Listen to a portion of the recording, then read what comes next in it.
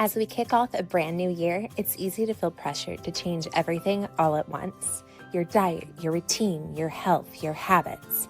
But what if real, lasting change didn't come from doing more, but from doing a few small things really well?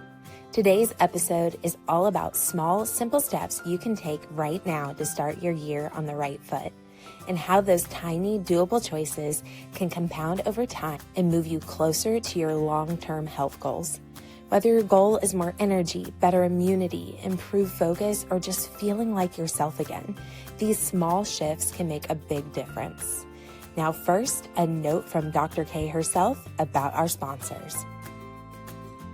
When it comes to improving your health, not all small steps are created equal because we're all genetically different. That's where Fagron Genetics comes in. Genetic testing helps identify how your body responds to things like detoxification support, inflammation, oxidative stress, and functional therapies like ozone and IV therapy. Instead of guessing where to start, your genetics can show you which small steps will create the biggest impact for you. Fagron Genetics takes the guesswork out of your health journey, so every step you take actually moves you forward. By understanding how your body handles inflammation and immune signaling, providers can make more informed, personalized treatment decisions. Hi, I can't believe it's 2026. I feel like 2025 went by so fast.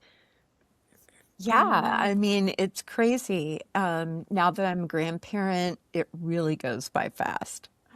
I bet you get to see it in the lives of the little ones and the way that they aged, and you're just like, it's a blink of an eye. Yes. But as we know, 2025 and the holidays, I feel like those, we call it the burr months. The burr months go by so fast. And we know January is usually the time where people feel like they're ready from a fresh start. They're ready to start new things. They're ready to look at things differently. And so let's just dive in to talk about just the approach to 2026 and how people can start getting towards and start thinking towards a healthier lifestyle. So let's just kick it off.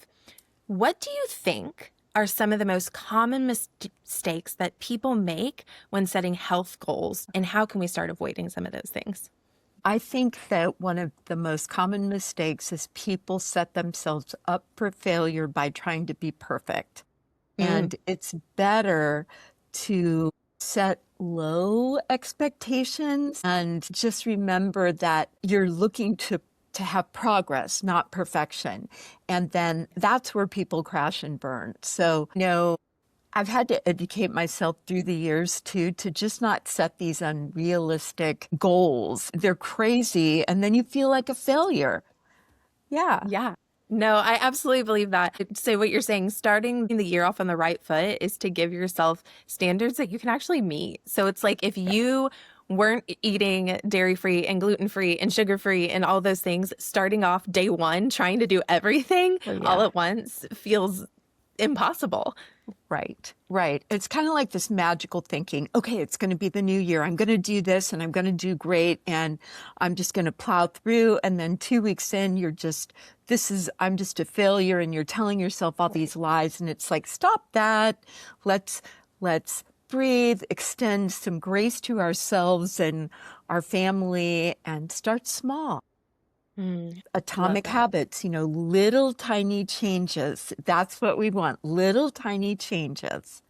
I love that. Okay, so because functional medicine deals with the functional medicine tree and we always start at the roots, I thought it would be really cool to break down some of the lifestyle modifications in some of the areas that people would want to grow. Like we all know we want to grow in less stress, more sleep, and better eating. But maybe if we just break down one tiny thing in one tiny area that people could start with. And I thought a good one would start with nutrition. What are 3 quick and maybe practical nutrition tweaks that people can implement right away when if they're thinking about for either more energy or less inflammation? What are just 3 tiny things they could start to tweak? Okay. This is something that doesn't cost you anything. So one tweak is when you go to the grocery store, just go around the periphery. And I'm thinking when you think energy, you want to think about energy from the different colors of the rainbow. And we get into these habits of having the same stuff, especially if our children are really, really picky.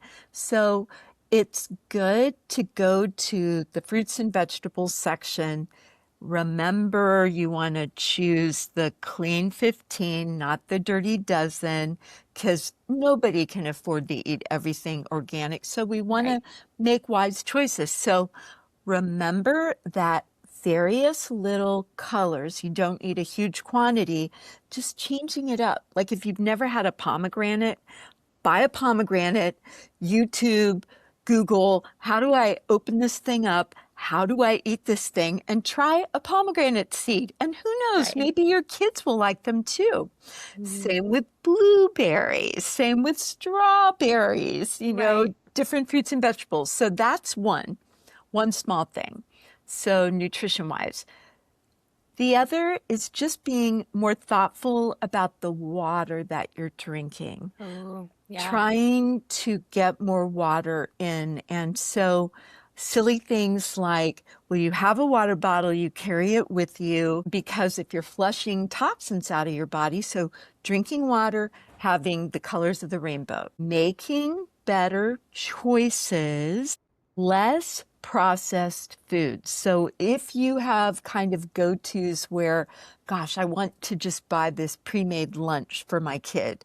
Well, usually there's a lot of chemicals and things like that. So just think real food. You know, even if you've got picky eaters, you can choose like Hebrew National hot dogs, Applegate. Pick a better choice. And that's more nourishing to the body. Even if your kid is a stinking picky eater and, you know, they are so picky texturally, hey, pick a better type of hot dog. Okay. Yeah, no, I love that. Well, and think about that. Even as adults, I think that that's the hard part because we have been so ingrained with these are our favorite foods for so much longer than the kids have. And so I think there's like a both and to what you're saying in the sense of yes, children, but I feel like as an adult, widening our palates can feel, especially when we're controlling what we purchase, right? It's our money, it's our thing. And so that's where I love that introducing, like with everything you said, is new things, trying something new. And doesn't that actually do something to our brain? Like when we start new habits and so that you're doing two things at once and you're only changing one thing, which I love. It's stacking, right? Right. It's called neuroplasticity. When you try something different, you're growing different parts of your brain. Now, here's one more little thing. I learned this and it's called a veggie mash. It's kind of weird, but I did it for a while. You know how kids and even adults are uber picky? Well, if you go to the grocery store and you pick something that you never eat, like for example, a radish. If you can get one radish and you can get, say, a piece of jicama, you're like, jicama, what the heck is that? What does it look like? Where is it in the grocery store? What does, you know, that kind of a thing. And then maybe something of another color. And then you can put it in the blender or the food processor. You can freeze it and you just have a tiny amount and you can throw it into a smoothie and nobody knows the difference. And by doing that, you're exposing your gut to different fruits and vegetables and things you don't even know what they are.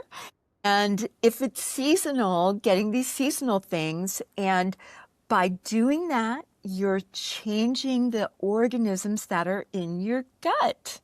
I love that. Okay, veggie mash. I love that.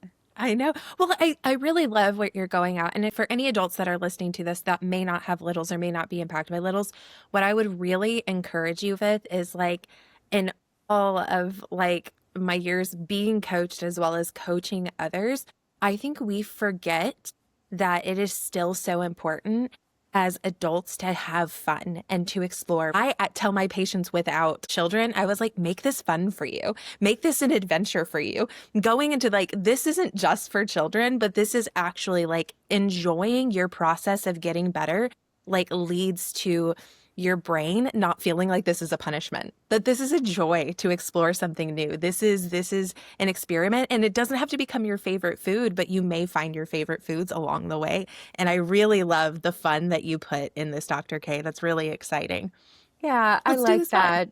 Yeah, make it fun and it doesn't have to be hard. It's a simple change and you're changing your gut microbiome. I love that. So, next up, we are going to talk about the one that sadly the holidays can bring up, which is stress and emotions. And that brings in a lot. So, we are carrying that from year to year. As we know, that isn't always something that can be gotten rid of, but we can start somewhere. So, one of the questions I had was, what is one effective strategy that we could use to reset our stress responses as we begin the year? There's nothing like being with family to bring up stuff that you thought you'd gotten over. It's like Right? you can be a full-grown adult and feel like a child when you get in the presence of your parents or other people, and it's like you're stuck there developmentally, emotionally, and there are things about the holidays that can trigger really sad things. So I think that a practice is pausing and not speaking and reacting emotionally and thinking it through and maybe withholding and thinking through, this is how I feel, this is what I'm tempted to do, but is this the right thing to do? And is it better for me just not to say anything and breathe through this? So stress, again, we've talked about this before, but breathing is really important. So Mm. taking a moment to just pause, not get ticked off, Right? respond in anger, and to allow yourself to try to process what was said and try to figure out what is going on inside of me that's triggering this. I love that. Yeah. I really love that. I think what that also includes in a society that we now have Google and ChatGPT and all of these AI bots, people are used to having to get an instant response and an instant action, and creating that kind of experience or expectation in a conversation is super not healthy. So I really love that you're saying, like, inviting that space to say, hey, I'm gonna have to think on that before I answer that is an appropriate response. And I really love that, that before responding, before being reactive, that giving people permission to kind of pause. And I really love you bringing that up. What you just said about ChatGPT and Google, we are all stuck in this instant gratification Hmm. mode, and that's not reality. Right. In when we talk about our emotions and the trauma that our bodies carry, Right. so especially around the holidays, so pausing and even trying, a great way to lower your stress is to disconnect and turn off the phone, which we're all addicted to that, and we're scrolling and we're getting dopamine hits, and it actually is not healthy for us. So No. so pulling away social media wise, and that pulls the stress off of you too, being Hmm. present and playing games. That was something that I really enjoyed over Thanksgiving. I love that. A couple of hours of games, card games at the table, and it was so fun. It was so fun. I love that. And there were I no think, arguments either. No wow, arguments. that is, I feel it's a Thanksgiving miracle. Yes. I love that. Okay, so let's talk a little bit about this because I think you brought up a really good point. And so before we step away from stress, I really would love to talk about, like, our bodies were made to get, and you can correct anything if I'm wrong, but to my understanding, our bodies were created to get dopamine from personal interactions, from being able to have that. By being on our phone all of the time and being by screens all of the time, does that change the way that we are engaging with each other in a negative, because you mentioned the negative impacts. I'm just trying to understand a little bit more about that. Yeah, I believe it has and it does. And this is something that I have to work on. And I Mm, think it's a struggle for every single one of us. I agree. And it's going to be 2026 when this episode airs, you know? And Absolutely. so I think that because we're literally addicted to our Hmm. phones and our devices, it's incumbent upon us to learn to engage in conversation, to hear what people say to us, and respond to them. So trying to even teach small children, they don't Oh, have a tablet, they don't have a device, and it's, we're going to play Old Maid now, or we're going to play right. Go Fish, or we're going to try playing this card game, or we're going to try coloring this together, and let's I write love that. in your little book, and what's this word? And taking the time to be present Mm, and pull away from our device. So I as love that. family members, just learning to take small moments of, this is like a phone-free zone, and we're not going to look at our phone. We're Hmm. going to turn the notifications off, and that's really hard. I love that. I'll sit in an appointment with patients, and so, if one parent has a phone and they're on their phone, I'm like, hey, this time is devoted 100% to you and your Mm, child. Let's engage. If it's a business call or whatever, I get that. But, it's right. really hard to pull away. And that does stress us out. And we have a whole generation of people that want instant gratification, and they don't know how to carry on conversations with people. Right. I think that, I mean, you said generation of people. I think the problem is 2020 almost spread that need for phones because now I see it at any age of like that need to have like the device. I can't tell you how many times, like when that being one of the coaching topics that somebody wants to address, they're like, I'll have it in my hand and I don't even remember why I had it. Like I'm on a site and I'm like, how did I get here?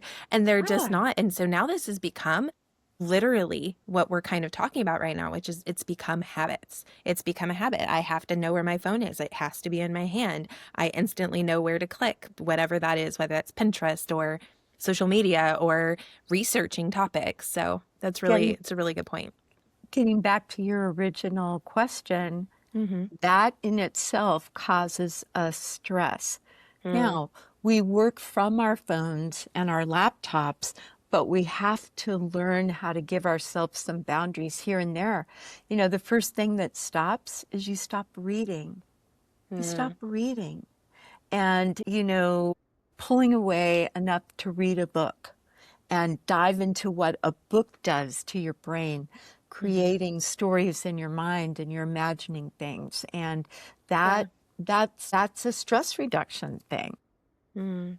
The thing that we are trying to reduce is actually being stopped because we're going to different devices instead of taking the time. So it's a really good point to bring up. Okay, so a lot of these topics we are going to dive in deeper over the years, but we just wanted to have here are fun places to start. So the next one up is sleep. Hmm. I feel like all of us can just take a deep breath in and a deep breath out and release whatever shame or stress that we may have for having not slept this holiday season and just moving forward, right? That's all we're doing is moving forward. So I'd like to talk a little bit about the importance of sleep because I do see it as almost one of the number one neglected places because Mhm. even though they're trying to do healthy things like, oh, I stayed up late organizing my supplements or I stayed Yes. up late researching. So let's talk about the importance of sleep before we dive into a tip about sleep. Okay, excellent topic. Even when you were saying that, you saw that I yawned because when you Yeah. said take a deep breath, I'm like, and then I Yes, start yawning. exactly. Sleep is so critical for our brain to detoxify itself. And some very simple things that we can do is to try to get ourselves back on a routine. Now, if you're wide awake because you stayed up really late over the holidays, and this is really particularly hard for children when they have to go back to school, if you have devices too close to bedtime, you should really stop devices about an hour before bedtime because it's sending signals to your brain to stay awake, and you're not releasing melatonin. So I think some really important principles for sleep are, one, as silly as it may sound, I've mentioned this in previous podcasts, I believe, is that for our brain to detoxify and to clean itself out, when you raise the head of the bed, so if you go to a store and you purchase large furniture movers, they're a quarter to a half an inch. And if you put them under the bedposts that are where your head are at, and you increase the slope of the bed by a quarter to a half an inch, I don't care if you have a sleep number bed, you still need to do it. And what that will do is when you do go to sleep, there's a system in the brain called the glymphatic system, not lymphatic, but glymphatic. So all of you know what lymph nodes are, those things that you feel in your neck and your head and your armpits, your groin, that kind of a thing. It kind of clears toxins out of your body, but the glymphatic system, it's activated at night. So raise the head of the bed. The other is try to get back onto your sleep schedule to where you go to bed at the same time every night and you wake up preferably around the same time every morning. And that's hard to start moving into. But when we get our kids on schedules, you know, you're reading to them. If you can use a real soft light bulb, you have a nice little routine. The other is if you've got some magnesium around the house to take. Magnesium is relaxing. If you've got a little melatonin, you want a pretty clean melatonin. And using those, melatonin actually can be taken earlier in the evening. It doesn't necessarily knock you out too much, just a little dab, and it modulates the immune system. It's good for you too. And some people like to do Epsom salt baths with a little bit of baking soda, like a cup of Epsom salts to a cup of baking soda. And at like Costco, you can get those in large amounts, but you know, just good sleep hygiene. This kind of gives you some ideas. Oh, a couple of other good things. 1 second. Why the baking soda? It modifies the pH of the water, and so it might improve the delivery of the magnesium into the body, and it won't dry your skin out so much. Okay, perfect. Sorry, go back to what you're saying. I was like, oh, that's so fun. Yeah. So really some basic principles for children and adults is that your room should be very dark. And that includes potentially covering like the light on the carbon monoxide detector, you know, the smoke alarm, smoke detector, because when you close your eyes, that light goes through your eyelids and it's activating. So I use a little night cover. The other is having some background noise, maybe a sound machine, like a white noise, but move it about 6 to 8 feet away from you, and potentially earplugs. And also having your phone about 6 to 8 feet away from you, because those electromagnetic fields from your phone can interfere with your sleep patterns. And there are some people that are sensitive to electromagnetic fields, and some people that, well, I'll just say that it's not good for any of us to have our phones right next to us. Simple sleep principles and just shifting everything. It's hard if one spouse has different sleep schedules than the other one, but you need to kind of come to an agreement if one person is going to bed a little later than your spouse, that you do your best not to wake them up, or try to get on the same rhythm. When you can, absolutely. Yeah. Absolutely. I love that. The best thing that I love about what you're saying with all of these tips is that you literally pick one and kind of figure out your rhythm. And it really is. To have a good morning routine is to have a good nighttime routine. People try to do the morning before, and it is very rarely that I've seen people succeed when they have such a hard nighttime routine or don't have a nighttime routine. And so really getting to set the pace for your morning is to set the pace for your evening. I like that. That's so true. You know, I don't know if you've noticed this, but grandparents tend to be kind of set in their ways, or they have a rhythm and they're predictable.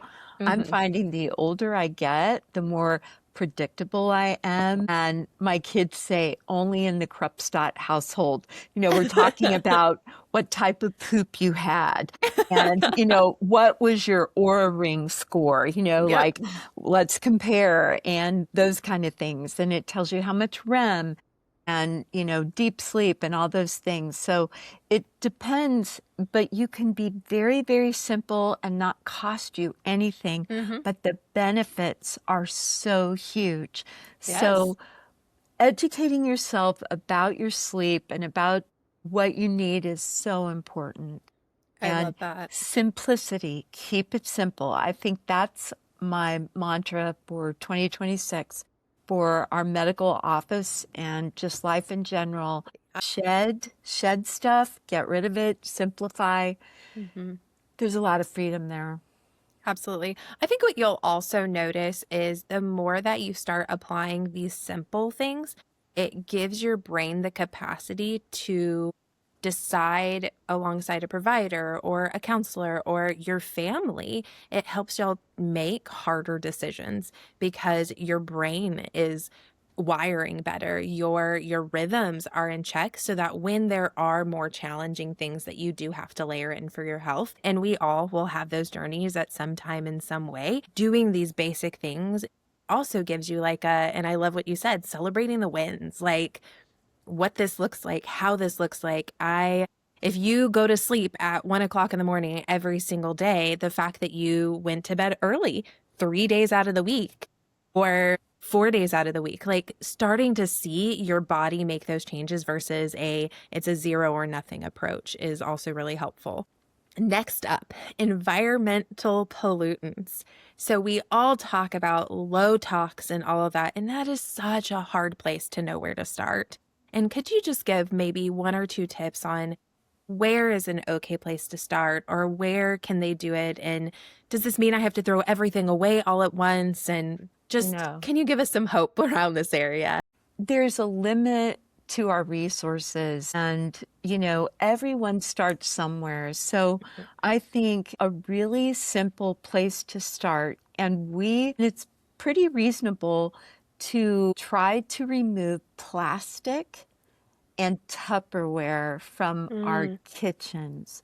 So that's a problem because we're surrounded by plastic and those are forever chemicals. So that would be the first place. Like, try to replace your plastic with glass. And there's some wonderful places to do that, like IKEA, Pyrex, Anchor. You can pick these up at Walmart and Costco, just glass containers.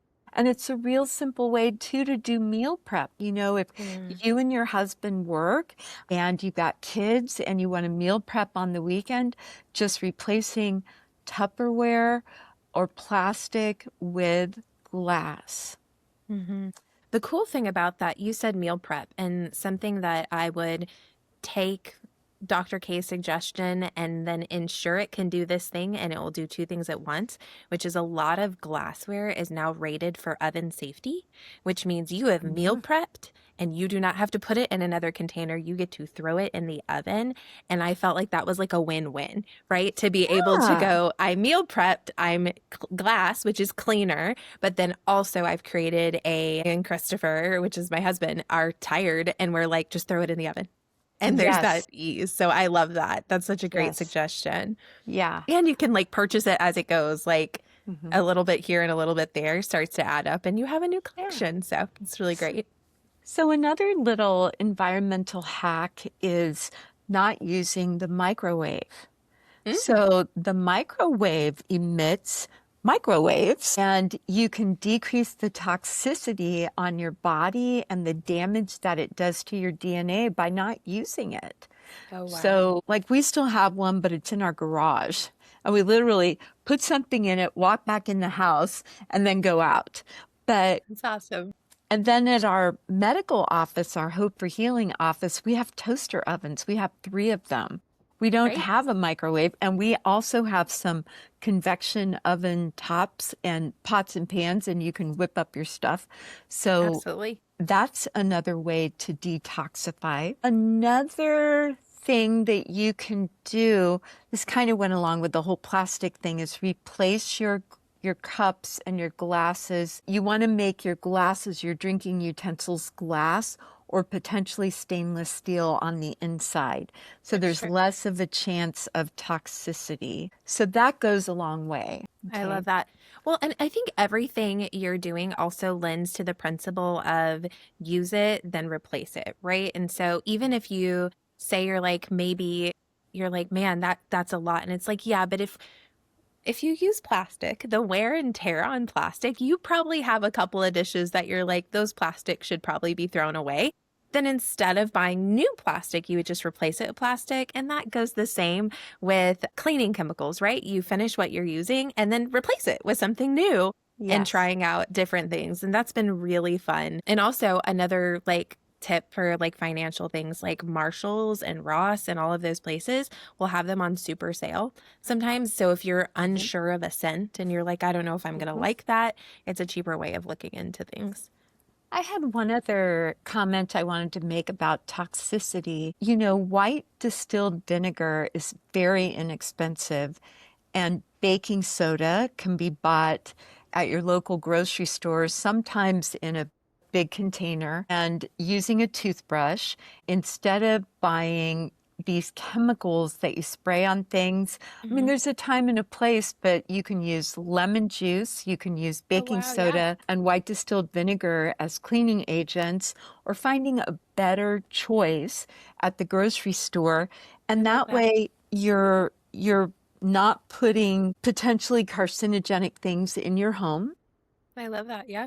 And, you know, like instead of buying something that we put into the water of our toilet, there's these pumice stones that you can purchase to Oh, clean wow. the rings in the toilet. Of course, you've got on your gloves, that kind of a thing, but that's another way. And then if you have babies, if you want to use cloth diapers instead of Hmm. disposable diapers, or picking a better disposable choice like an organic diaper, but Right. that, you know, it not everybody wants to do that, you know, Right. but that's a way to kind of pull down on toxicity. I love that. And the hybrid space, right? Where so maybe Yes. you don't want to go all reusable diapers, but you want to do it sometimes if y'all are at home and it's a lot easier. But when you're on the go, like allowing your space for grace and understanding. So I really love that. Like those are really great tips to be able to do because there is so much information out there to be able different ways to clean and to be able to spend your time. What I've always done is like we talked about with the phone, like this instant scroll, like I've used the time for scrolling for like educational purposes. Like, what's a new Mm, topic or new thing that I can test out and use? So I really love that. yeah. Well, Okay. another point on toxicity, when you're washing your clothes, there's an old substance called mule team borax, and Yeah. you can even make your own soap. But that I've done that before, and it's kind of difficult. But you know, mule team borax, you have to soak this stuff too, Hmm. and it's harder with the new HE washers Right. for it to dissolve, and you have to have hot water in your home. The other thing is your cookware for Right. your skillets on the top of the stove. And this is also, you mentioned, you know, looking at Marshalls or Ross or different Hmm. places that will have, say, Costco, Sam's, some of these Yeah. giant wholesalers. You can look for the skillets that have non-toxic insides. Okay. Yeah. You're right. And the old-fashioned iron skillets, you can use those too. I mean, of Hmm. course, people are talking about, you know, the iron that comes out of it, but hey, you know, those are a lot healthier than Teflon, which is Right. carcinogenic and a forever thing. So I love those that. are some toxicity, lower toxicity educational items that we can all kind of keep our eye out for, little changes here and there. Me and Christopher, when we first got married, we did not understand fully the importance of like silicone being super helpful. Mhm. So we would like, I remember like every other paycheck, we would get like a new silicone utensil until we had like our silicone set. And so we were like to slowly do it. And also what we've noticed is like the durability of it all has Yes. been really great. Yeah. Okay, the last one, and I know this last one is on several people's list, is exercise and movement. That can Mm. feel Wow, that can feel really heavy for a lot of people to put in, especially in the busyness of life. So, do you have any tips or tricks in getting, if that is their goal for the year or their goal for the month of January to like start movement or exercise anyway? What is some helpful tips we can share with them? You know, some people are very athletically inclined and other people are not. Some people have had injuries, and both of us, Lauren, we've both Yes. had some significant injuries. Yes. And then I was in the military. I was in the United States Army when I first began my medical career. And I have trauma around exercise because I Hmm. could never meet the standard. Well, I won't say never. I ended up power walking. So I don't like to call it exercise. I like to Hmm. call it just movement. And it's all about finding joy and fun. So if you don't like exercise or you don't like to be thinking, I don't know about you, but I have joined so many gyms and done so many things and crashed and burned. And I'm like, why am I even doing this? I Right. don't use it just because I pay for it. I'm wasting this. This is a waste. So I would keep it simple. If you're the exercise guru person, but I'm talking to everybody in the crowd that is not like an athlete, I'm talking about people that movement, exercise is like a dirty word, okay? Right. Yeah. But you need to move. So Right. just keep it simple. So I would say grab moments and opportunities to just move your body. So Hmm. walking, simple walking, and to try to make a habit out of it. My Yeah. husband was talking to me. We have two boxers and they need to get out. We It's live in a true. neighborhood. They don't have a backyard. Plus they're like kind of aggressive at the dog park. So Yeah. we were talking and two of them on one person is too much to handle. So we are going to try to create a new little habit for us to take our boxers on a Love walk that. after dinner. And for me, even if it's one block, I have Hmm. back injuries, I have a hip that gets messed up, and I have Hmm. to be incredibly careful. I've Right. had back fusion, for you, Lauren, I know it's your My knees. knees. Hmm. Yes, your knees.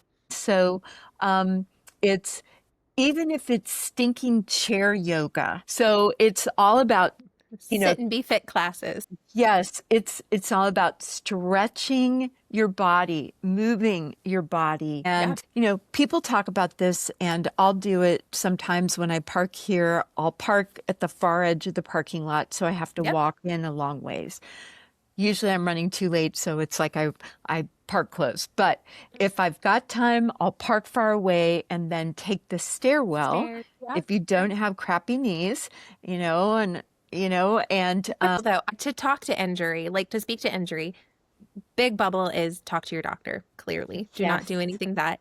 But the smaller bubble is even in having two knee surgeries, there is a necessary need for my body to relearn the movement that was taken away. So, like, there are times where I'm like, okay, Christopher, it's a stairs day to relearn that movement and understanding and giving my body grace for what that is. And again, it's not going to be easy, but it is so brilliant. And to me, I think it's been my focus. I have a goal. I have a goal in mind that I am trying to Mhm. hit that is Mhm. bigger than the pain or the frustration of the injury, right? Or the recovery, because it's really not the injury now, it's the recovery. And so like I have a goal and I want to hit that goal. I want to have a baby in 2026, and what does my body need in order to get there, and I think has helped. So like that's what I'm saying. So I love that you're mentioning. What I hear also is in 2026 maybe I need to get a dog. Like because I think having I don't know about that. I was going to say not the year of the dog and the baby. I think I'd stick with the baby. There you So, go. yeah. I'll borrow But other people's dogs, right? Have a yeah. neighbor who needs a dog walk. Yes. Go to like a Yes. nursing home and be like, can I walk their animals for them? Or Yes. some ways, but no, I love it. That's a great idea. It's, and when you have like trauma around movement or exercise, having something realistic, like, can I go outside and walk in my neighborhood 3 days this week? Can, not like every day, and then you set yourself up for failure. I know myself, and I think if you know that you're going to set yourself up for failure, make it small. And, I love what you said to talking to your provider, if, your medical provider, your orthopedist, whatever, your neurosurgeon, if you've had like neck or back surgery, your orthopedist, make things realistic and doable. And those doctors really will want that movement for you. And sometimes you just have to ask.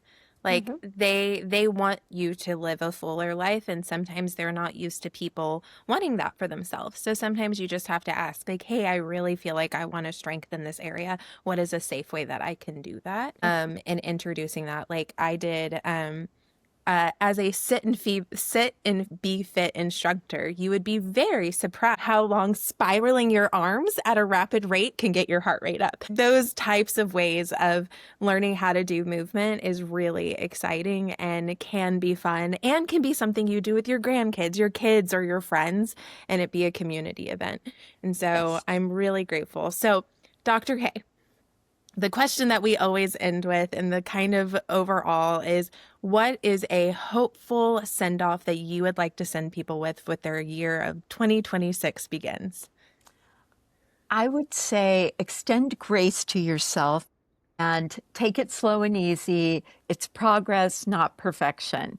That's what I would say. And want to be present. Be present with your family. I love that so much. Thank you so much, Dr. K.